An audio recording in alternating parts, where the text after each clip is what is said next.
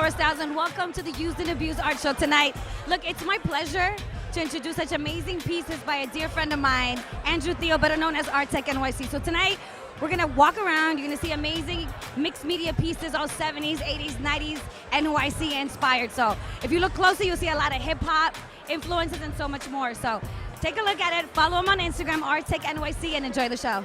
Hey guys, it's your girl Jen from Brooklyn. We are here at the Used and Abused exhibit, and I have the man behind the amazing, amazing show today, Mr. Andrew Theo. What's going on, Andrew? Not much. Feeling good. Feeling good. So big congratulations to this exhibit. It is beautiful. It is so New York. Can you talk about what made you put this together? Well, number one, I have a design agency called Arttech Creative, and I was doing a lot of design work, and I needed to figure out what I wanted to say outside of what my clients wanted. So it was a lot of sleepless nights and really trying to find myself within the art. And not for nothing, New York is something in me. It's something that I see every day, and I just try to get elements of New York and just kind of put it into my artwork.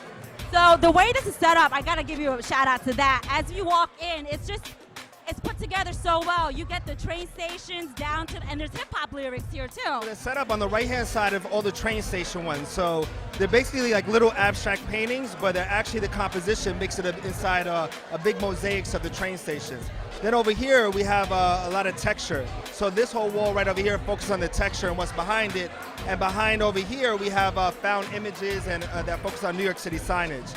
And then to segue over to the back wall is our lyrics. So we have a lot of different stuff. So with the lyrics, we have Moment of Truth by Gangstar. We have Life's a Bitch That You Die. Actually, you know what? I should actually give you guys a quiz because there's about a good 6 or 7 straight hip hop paintings, but people wouldn't know. It's a part of me. It's a blueprint of my life. And hip hop and art just go hand in hand anyway, right? Yeah, and I just didn't want to do it in a very cliche way. That's why I wanted to kind of have it hidden. So when you see my art, I want you to think about the artist greats of abstract expressionism, but I want you to also like kind of soak in the 90s grit of what was New York in the 90s. And I gotta say, I was looking close at all the pieces. They're so intricate. Like, there's so much detail behind these pieces, you guys. It's insane. Like, do you know in total how long it took for you to put everything together? Because someone might walk in and say this took maybe like a week, but it definitely wasn't, right? Well, I mean, one of my favorite books that taught me about the 10,000 hour rule. It said you need to work 10,000 hours to be great at something. So I think I did my 10,000 hour rule times like 5 at this point. So yeah, but I mean, again, it's just about finding yourself and just perfecting your craft. So no matter what you do, that's my message to everyone is just like find something that you love and really push for it. And that's what I did in this, and that's why I love it. And I'm glad everyone's here. We all love it. It's amazing. And we got to shout out our sister, Laura Styles, right? Yes, yes. So what's Laura's hand in this whole thing? Because she looks so stressed out, let me tell you.